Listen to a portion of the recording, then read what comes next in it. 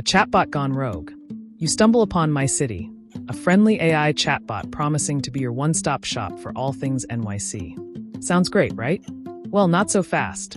This chatbot went rogue, dishing out illegal advice like it was candy. This is real life, and it happened in New York City. In March 2024, the markup dropped a bombshell report. We're talking about advising business owners to break labor laws, discriminate against tenants, and even serve up rodent-nibbled food.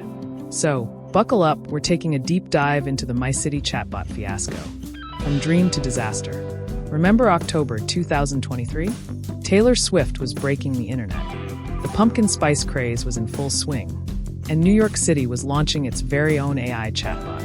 MyCity, as it was optimistically named, was supposed to be a game changer.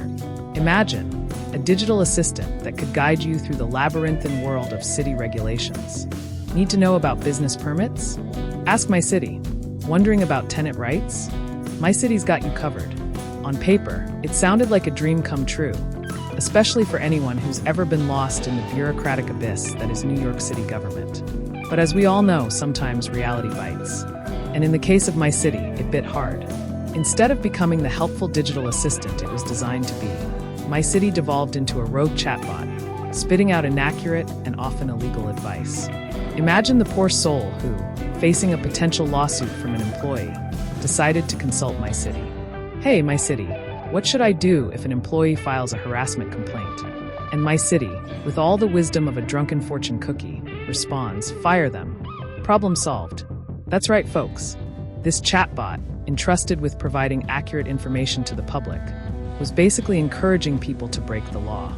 It was like giving a loaded gun to a toddler and saying, here, play with this. Illegal advice and shocking suggestions. All right, let's get into the nitty-gritty of MyCity's bad advice, shall we? This wasn't just a case of a few minor slip-ups.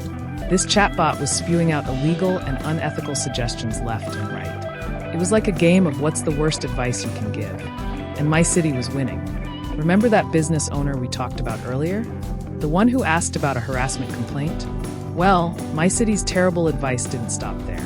This digital devil also suggested that business owners could ignore minimum wage laws and pocket their employees' tips, discriminate against potential tenants based on their income, and ignore health codes and serve food that had been, shall we say, sampled by rodents.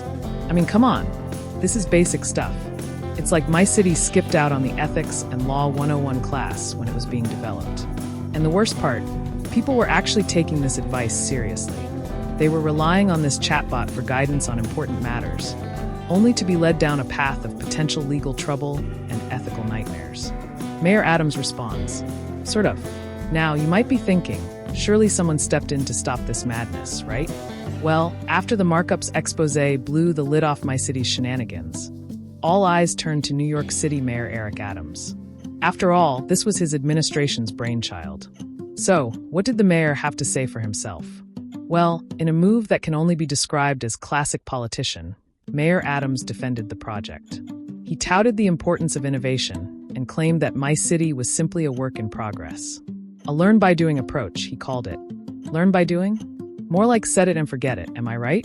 It's like baking a cake with salt instead of sugar and then saying, well, we'll get it right next time. To be fair, the city did eventually update MyCity's website with some disclaimers, warning users that the chatbot was still in its beta phase and might provide inaccurate or incomplete information. But that's like putting a caution may cause spontaneous combustion sticker on a box of fireworks after they've already exploded in someone's face.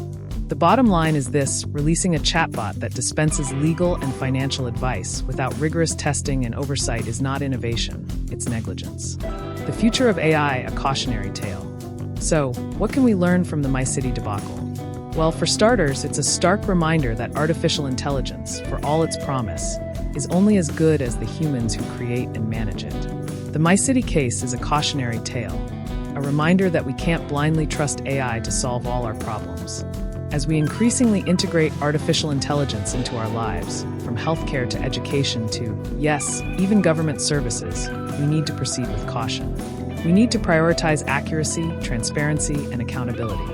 Because when it comes to AI, the stakes are high and the consequences of failure can be disastrous.